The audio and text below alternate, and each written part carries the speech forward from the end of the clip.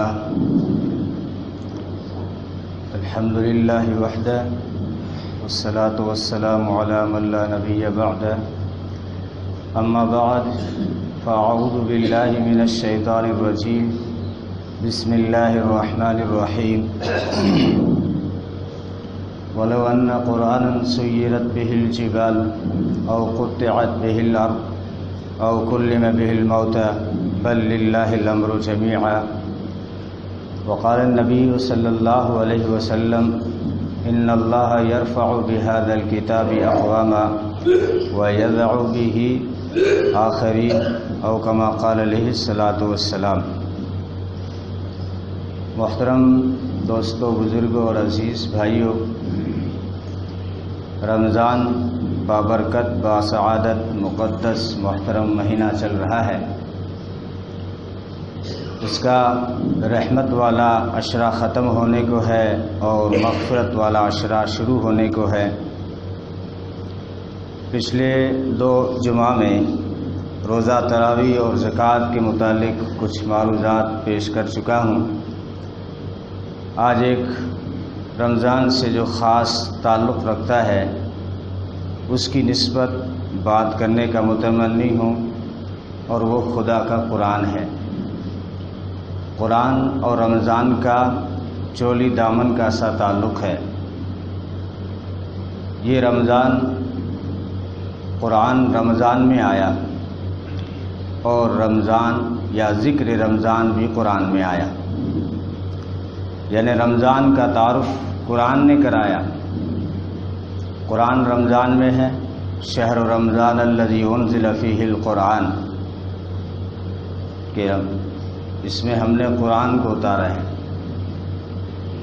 اور رمضان کا ذکر بھی قرآن میں ملتا ہے۔ ویسے بھی خاص اہتمام ہے احادیث میں جب ہم غور کرتے ہیں کہ نبی پاک صلی اللہ علیہ وسلم جبریل امین کے سامنے پورا دور فرماتے ہیں، اور کبھی جبریل سناتے ہیں، کبھی نبی سناتے ہیں۔ یہ خاص اہتمام رمضان میں ہوتا تھا، اس لیے رمضان میں قرآن کی تلاوت کا خاص اہتمام یہ رمضان کی نسبت ہے۔ اور قرآن یہ بہت بڑی دولت ہے، بلکہ دنیا کی جتنی بھی دولتیں ہیں ان سب میں یہ سب سے بڑی دولت ہے۔ کہ قرآن کی آیت کا مفہوم بتا رہا ہوں آپ کو کہ شروع زمانے کی بات ہے، ابھی اسلام شروع ہی ہوا تھا اور صحابہ کی تعداد اتنی تھی کہ انگلیوں پہ گنا جا سکتا تھا۔ تو اس دور میں عجیب صورتحال کا سامنا تھا۔ مشرکین مکہ روز بروز ترقی کرتے جا رہے تھے، ان کی تجارت چمکتی جا رہی تھی، ان کی دنیاوی ریل پیل اور چمک بڑھتی جا رہی تھی، اور ادھر صحابہ کرام کا حال اس کے برعکس تھا، کیونکہ جو بھی مسلمان ہوتا تھا اس سے تجارت سے کٹ کے آنا پڑتا تھا، کاروبار سے، گھر بار سے کٹ کے آنا پڑتا تھا، اور وہ دعوت میں ایسا مشغول ہوتا کہ بزنس کی طرف اس کا دھیان ہی نہیں جاتا۔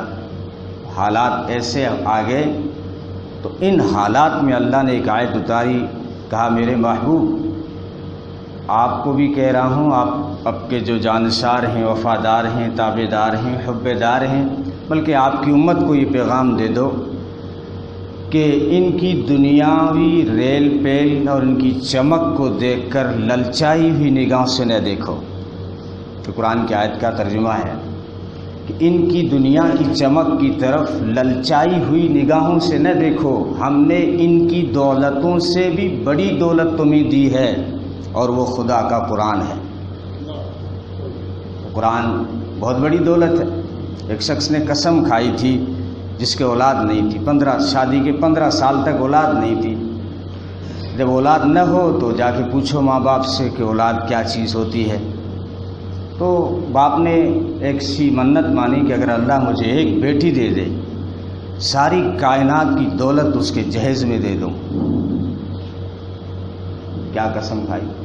اللہ صرف ایک بیٹی دے دے، دونوں جہانوں کی دولت کے خزانے اس کے نام کر دو۔ اور اس نے قسم کھائی، اللہ کا کرنا ایسا ہوا کہ اللہ نے اس سے بیٹی عنایت فرمائی۔ لیکن بیٹی تو دی، لیکن قسم کہاں سے پوری کرے؟ سارے انسان مل کے یہ قسم پوری نہیں کر سکتے، دونوں جہاں کے خزانوں کا مالک تو اللہ ہے، اس کے پاس۔ اب اس کو فکر ہوئی کیا کفارہ ہونا چاہیے، کس طرح قسم کو پورا کروں؟ تو علماء نے کہا کہ جاؤ قسم کا کفارہ ادا کرو، پورا کرنا تیرے بس میں نہیں ہے۔ لیکن اندر سے ایک تجسس تھا اس کو، یہی تجسس اس کو امام شافعی رحمۃ اللہ علیہ کے پاس لے گیا، اور امام شافعی رحمۃ اللہ علیہ کے سامنے جب اس نے یہ قسم کھائی کہ میں نے بہت بڑی قسم کھا لی، بیٹی تو ہو گئی، قسم کیسے پوری کروں؟ تو امام شافعی رحمۃ اللہ علیہ نے فرمایا تو نے یہی تو قسم کھائی ہے نا کہ دونوں جہاں کی دولت دوں گا، بیٹی اگر اللہ دے تو یہ قسم کوئی بڑی نہیں ہے، یہ قسم پوری ہو سکتی ہے۔ اللہ نے اگر تجھے بیٹی دی ہے، اپنی بیٹی کو قرآن پڑھا، تیری قسم پوری ہو جائے گی، کیونکہ قرآن دونوں جہاں کی دولت ہے، تو یہ بہت بڑی دولت ہے۔ تو اس کی تلاوت کا جو ہے خاص اہتمام ہونا چاہیے۔ بعض چیزیں ایسی ہوتی ہیں، دیکھو قرآن کا پڑھنا تو عبادت ہے ہی، قرآن کا سننا بھی عبادت ہے، قرآن کو پڑھانا بھی عبادت ہے، قرآن کو پڑھنا بھی عبادت ہے، قرآن کو چھونا بھی عبادت ہے، قرآن کو دیکھنا بھی عبادت ہے۔ الماری میں دیکھا ہوا آپ نے محبت سے نگاہ ڈالی، یہ عبادت ہوگی۔ حدیث ہے 5 چیزوں کو دیکھنا عبادت ہے، ایسی عبادت جس عبادت سے گناہ جھڑ جاتے ہیں۔ حدیث کا خلاصہ بتا رہا ہوں آپ کو، 5 چیزیں ہیں۔ اگر آپ چاہتے ہیں کہ میں آج وہ 5 چیزیں بتا دوں اور آپ توجہ پوری رکھیں تو بتا ہی دوں کہ وہ کون سی 5 چیزیں ہیں کہ دیکھیں عبادت کا ثواب اور گناہ جھڑ جائیں۔ پہلی چیز خدا کا قرآن ہے کہ آپ محبت سے دیکھیں تو یہ دیکھنا عبادت ہوا، اور ایسا عبادت، ایسا دیکھنا کہ اس سے گناہ جھڑ گئے۔ دوسری چیز خانہ کعبہ پہ جب نگاہ پڑتی ہے تو یہ عبادت ہے، اس سے بھی گناہ جھڑ جاتے ہیں۔ اور تیسری چیز اپنے ماں باپ کا چہرہ محبت سے دیکھا کر، یہ بھی عبادت ہے، اس سے گناہ جھڑ جاتے ہیں۔ زمزم کا دیکھنا بھی عبادت ہے۔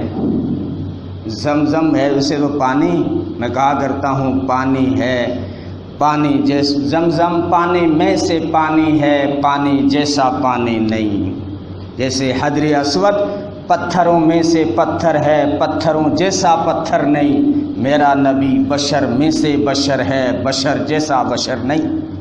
تو یہ زمزم ویسے تو پانی ہے، لیکن وہ پانی ہے جس پانی میں جنت کی 3 نہریں چل رہی ہیں۔ جب اسماعیل کی ایڑی سے نکلا تھا تب جنت کی نہریں نہیں تھیں، مقدس تھا، محترم تھا، نبی کی ایڑی سے نکلا تھا، لیکن جنت کی نہریں تو اس وقت گئی ہیں جب اللہ کے رسول نے اپنا لعاب دہن زمزم کے کنویں میں ڈالا ہے۔ اور نبی کی ایک حدیث ہے کہ میرے لعاب میں، میرے تھوک میں اللہ نے جنت کی 3 نہروں کا پانی ملایا ہے۔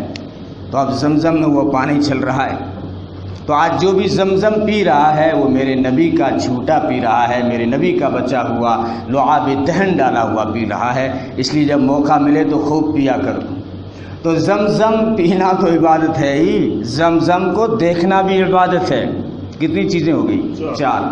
قرآن کو دیکھنا عبادت، خانہ کعبہ کو دیکھنا عبادت، اور ماں باپ کا چہرہ محبت سے دیکھنا عبادت، اور زمزم کا دیکھنا عبادت۔ ایک چیز رہ گئی ہے، اگر آپ عمل کر لو تو بتا دوں، عالم کا چہرہ دیکھنا بھی عبادت ہے۔ تو قرآن دوستو یہ اتنی مقدس کتاب ہے، اس کے اتنے بڑے فضائل ہیں۔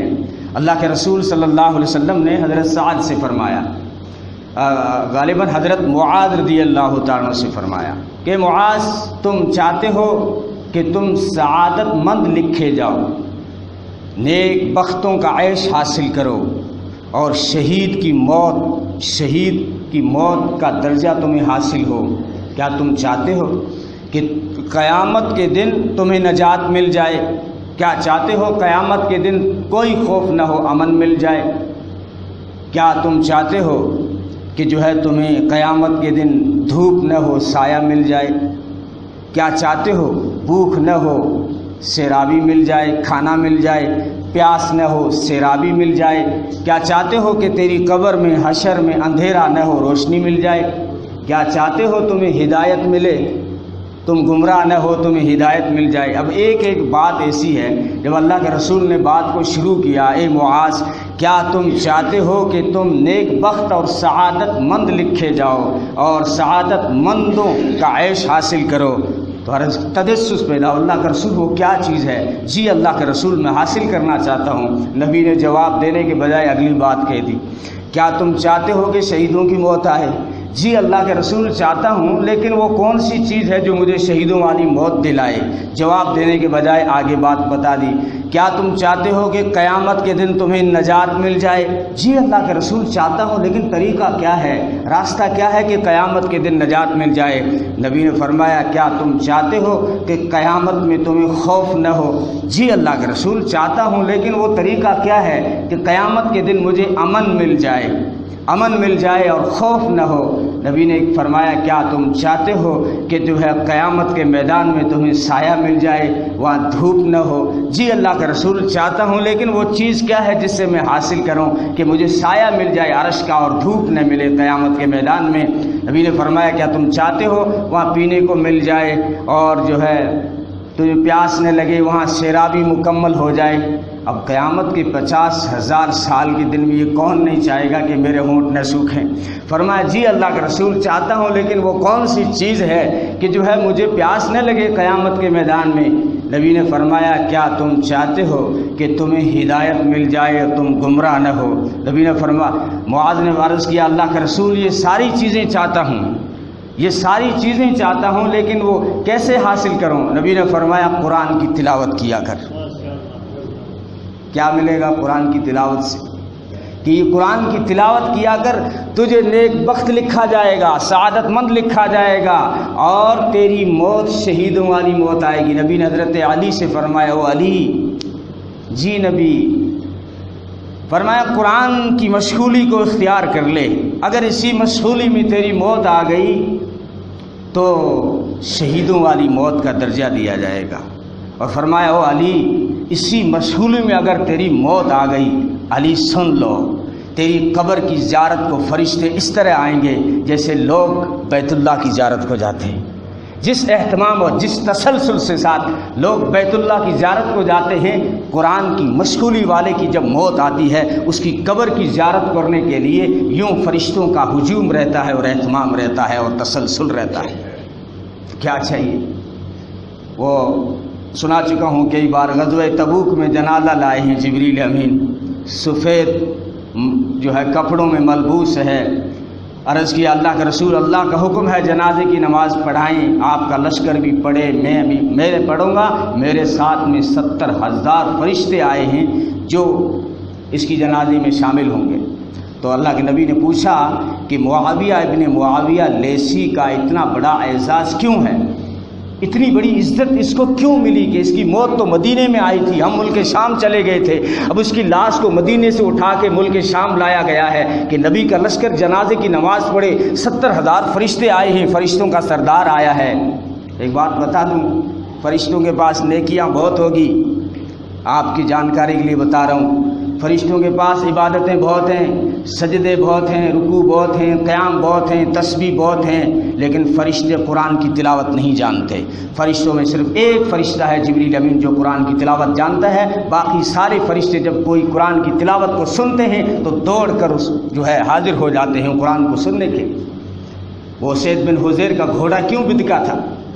تعلیم میں آپ سنتے رہتے ہو، جو ہے قرآن کی تلاوت کر رہے ہیں، گھوڑا بدک گیا، کیا ہوا؟ گھوڑے کو کیا ہوا؟ انہوں نے تلاوت بند کر دی، تلاوت بند کی تو گھوڑا شانت ہو گیا، تو پھر پڑھنے لگے تو پھر بدکنے لگا۔ اب ان کو شک ہوا کہ میری تلاوت کی وجہ سے بدک رہا ہے۔ اب پاس میں ان کا بچہ یحییٰ سو رہا تھا، اگر تلاوت کرتے ہیں تو گھوڑا اور کودتا ہے اور خطرہ تھا بیٹی کی جان کا، اس لیے انہوں نے تلاوت کو بند کر کے جب اوپر دیکھا، کچھ چمکتی ہوئی چیز آسمانوں میں چڑھ گئی۔ اس بات کا ذکر جب صبح کو نبی کے دربار میں کیا تو نبی نے فرمایا تمہیں اور پڑھنا چاہیے تھا۔ اللہ کا رسول، مجھے اپنے بیٹا یاد آ گیا یحییٰ جو پاس سو رہا تھا، ورنہ میں پڑھتا رہتا۔ فرمایا اگر صبح تک پڑھتے رہتے، وہ جو تو نے چمکنے والی چیز دیکھتی تھی وہ اللہ کے فرشتے تھے جو تیرا قرآن سننے آئے تھے، اگر تم صبح تک پڑھتے رہتے تو یہ سارے صحابہ ان فرشتوں کو دیکھ لیتے۔ جب قرآن کی تلاوت ہوتی ہے تو فرشتے یوں دوڑ آتے ہیں، اور فرشتے جب دیکھتے ہیں دھرتی کی طرف، ایک حدیث کا مفہوم بتانے جا رہا ہوں، فرشتے اوپر سے آسمانوں سے جب دھرتی کی طرف دیکھتے ہیں تو کچھ چیزیں ان کو چمکتی ہوئی نظر آتی ہیں، جیسے ہم دھرتی والے اوپر دیکھتے ہیں تو ستارے چمکتے ہوئے نظر آتے ہیں۔ تو جب